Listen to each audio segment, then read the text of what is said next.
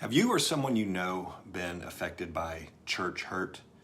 Church hurt is a relatively new phrase for me, but the idea it conveys has been around for a long time. Sometimes there are individuals who do bad things in church congregations and that gets labeled as church hurt, but it's really not a reflection of the church as a whole. Other times there are legitimate power plays, dysfunctional systems, and political pressures in place that do in fact cause church hurt. It's not uncommon at all for people to carry a great deal of shame and insecurity based on repeated interactions or teachings they received in church, usually from people in positions of authority. So I want you to know that you can not only survive church hurt if you have genuinely suffered from it, but you can thrive despite it and move beyond it to a healthy, vibrant spirituality. But it doesn't happen by chance. I'm reminded of Jesus' question to someone who had suffered for years, do you want to get well? So the starting point is asking yourself that question and making an intentional commitment to healing.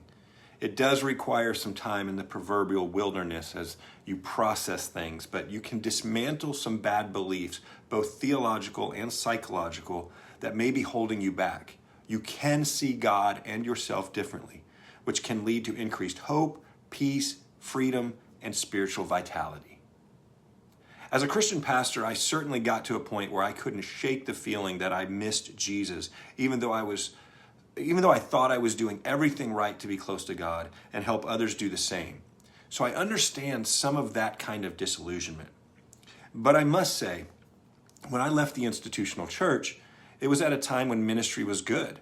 The youth group I was leading at the time was active and growing. When I preached to our congregation, my messages were generally well received and I was appreciated and cared for by many church members. The truth is, my experience in church and ministry involved many good people. For years, I was surrounded by caring people who were doing their best to be good Christians. So I don't have that pain point that many people do. I'm not resentful or mad at the church, even though people often assume I must be if I walked away from that structure. Now, don't get me wrong. There is loss associated with leaving, which I had to learn to grieve. But I was not abused or ridiculed or condemned or anything like that. And I certainly hope I did not do any of that to others or made them feel less than by what I preached and taught.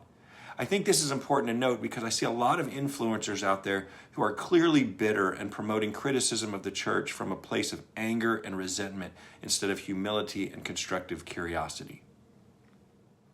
So two things can be true at the same time. You can be grateful for the individuals you meet in church and still notice significant problems with the system.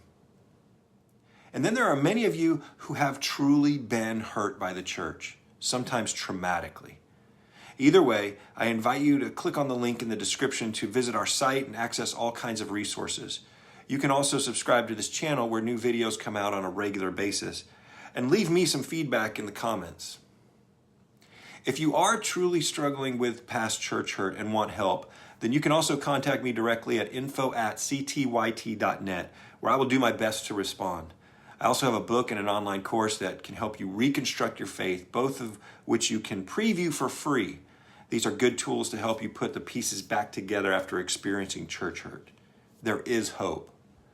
Thanks for watching. Have a great day.